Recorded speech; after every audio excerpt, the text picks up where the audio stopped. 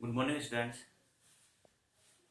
आपने 11 chapter complete कर लिया होगा, जिसमें पूर्ण प्रतियोगिता के आधार पर बाजार हम पढ़ रहे थे। और प्रतियोगिता के आधार पर जो अपना पहला बाजार था पूर्ण प्रतियोगिता बाजार, वो पूर्ण प्रतियोगिता बाजार आपने कंप्लीट कर लिया होगा।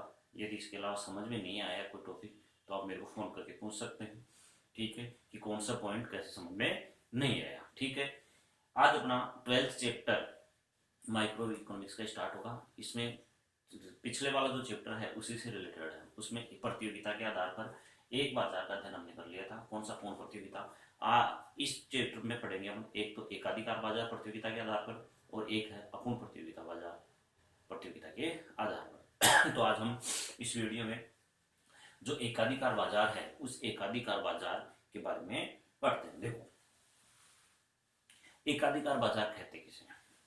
एकाधिकार बाजार किसे कहते हैं? तो एक एकाधिकार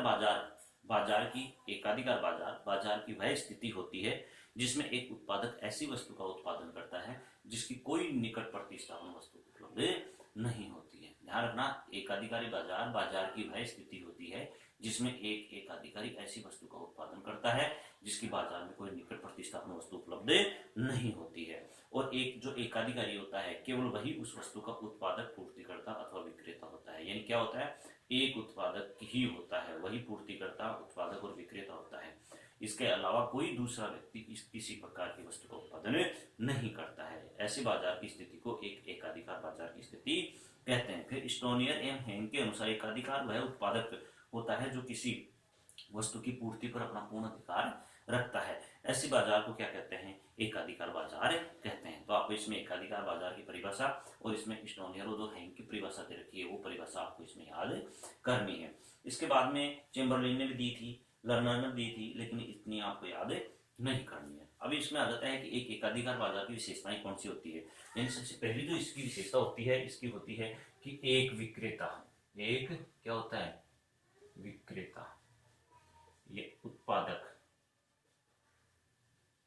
पूर्तिकर्ता,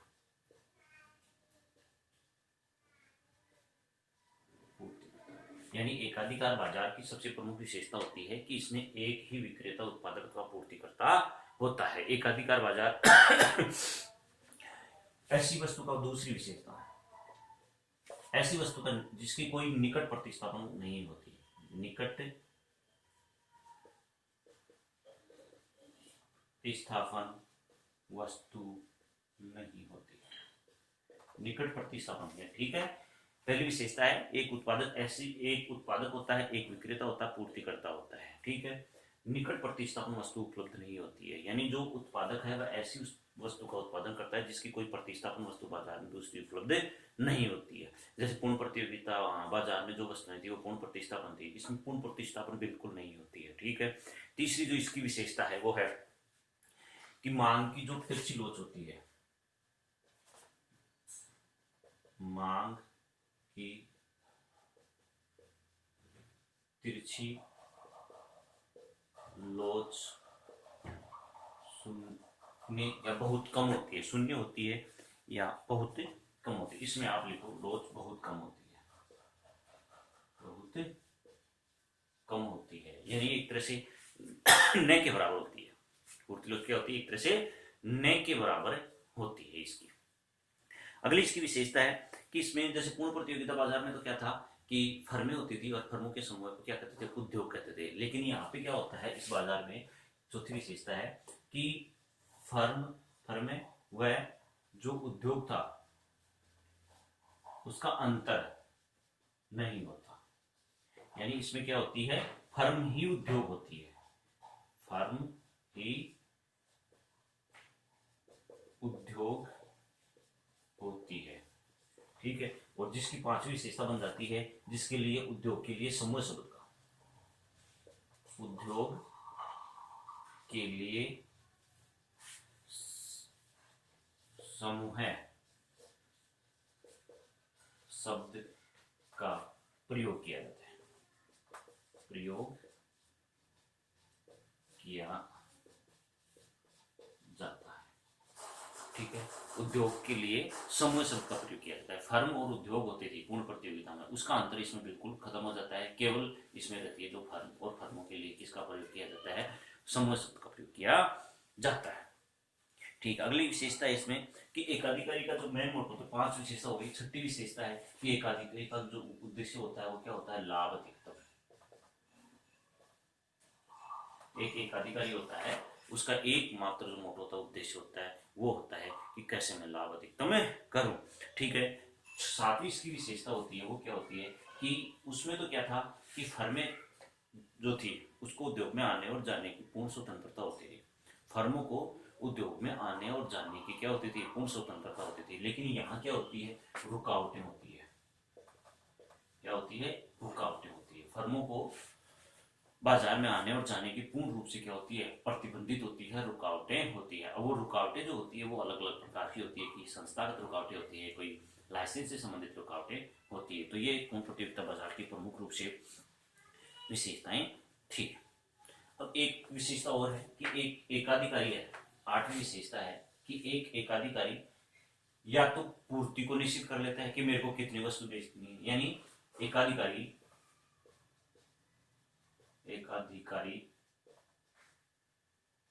पूर्ति व कीमत दोनों में से किसी एक को निर्धारित करता है।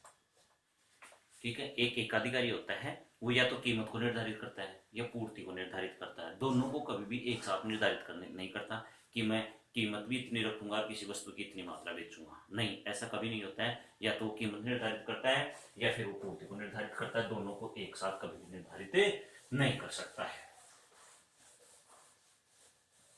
ठीक है, निर्धारित नहीं कर सकता है। ठीक है, 9वीं इसकी विशेषता है कि इसमें किसी प्रकार की गलाकाट प्रतियोगिता नहीं होती है।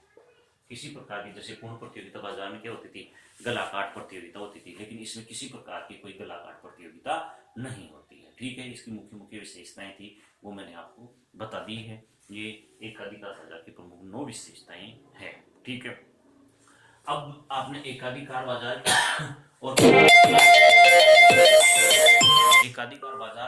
पूर्ण प्रतियोगिता बाजार दोनों की विशेषताओं का अध्ययन आपने कर लिया। ठीक है, अब आपको करना है कि एकाधिकार बाजार और पूर्ण प्रतियोगिता बाजार में क्या करना है, अंतर। एकाधिकार बाजार और पूर्ण प्रतियोगिता बाजार की जो विशेषताएं हैं उनमें क्या करना है, अंतर। इसकी एक विशेषता मैं आपको और बता देता हूं, जो 10वीं विशेषता है कि एकाधिकारी का मांग वक्र नीचे की ओर गिरता हुआ होता है। यानी एकाधिकारी का मांग वक्र होता है वो नीचे की ओर, जैसे पूर्ण प्रतियोगिता बाजार का मांग वक्र एक्स के समानांतर होता है, इसका जो मांग वक्र होता है वो नीचे की ओर गिरता हुआ होता है। AR वक्र ही इसका क्या होता है, मांग वक्र होता है। इस चीज का ध्यान रखिए। अब इसमें देखो अंतर, विशेषताओं में अंतर। ठीक है, इधर लिख देता हूं मैं परफेक्ट कंपटीशन और इधर लिख देता हूं मैं मोनोपोली, एकाधिकार बाजार। ठीक है, अब लिखोगे आप, मैं आपको संक्षिप्त में बता रहा हूं।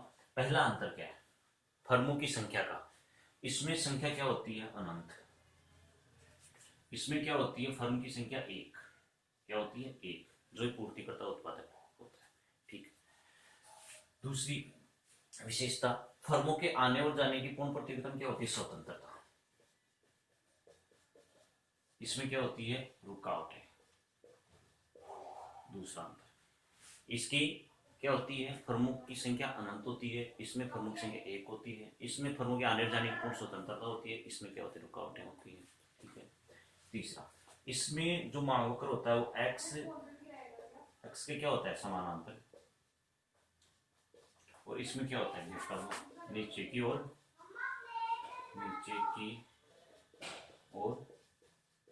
गिरता हुआ, नीचे की ओर गिरता हुआ। इसकी मांग की तिरछी लोच क्या होती है, इंफिनिटी, और इसकी क्या होती है, बहुत कम।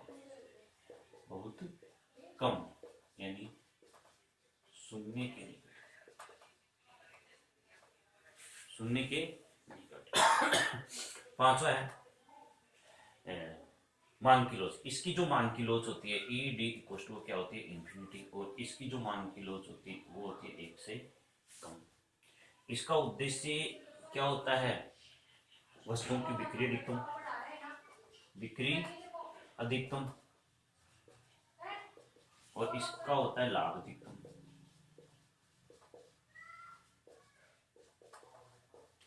ठीक है, इसमें गलाकाट प्रतियोगिता होती है, काट प्रतियोगिता इसमें नहीं होती है। कितने हो गए, 7 हो गई। और भी आप इसमें अंतर करना चाहो तो आप इसमें कर सकते हो। जैसे पूर्ण प्रतियोगिता बाजार में फर्मों को हमेशा दीर्घकाल में सामान्य लाभ होता है, एकाधिकार होता है उसको दीर्घकाल में हमेशा लाभ होता है। उसमें वस्तुएं निकट स्थानापन्न पूर्ण स्थानापन्न पाई जाती है। इसमें जो वस्तुएं होती हैं कैसी पाई जाती हैं, पूर्ण स्थानापन्न और इसमें शून्य स्थानापन्न या कोई निकट स्थानापन्न वस्तु नहीं, निकट स्थानापन्न वस्तु नहीं होती है। इस प्रकार ये पूर्ण प्रतियोगिता बाजार और एकाधिकार बाजार की जो विशेषताएं हैं इनमें अंतर कर लेना। अभी एकाधिकार बाजार कंप्लीट नहीं हुआ है, कल इसको क्या करेंगे कंप्लीट करेंगे। नेक्स्ट जो वीडियो आएगा उस वीडियो में इसको क्या करेंगे कंप्लीट करेंगे।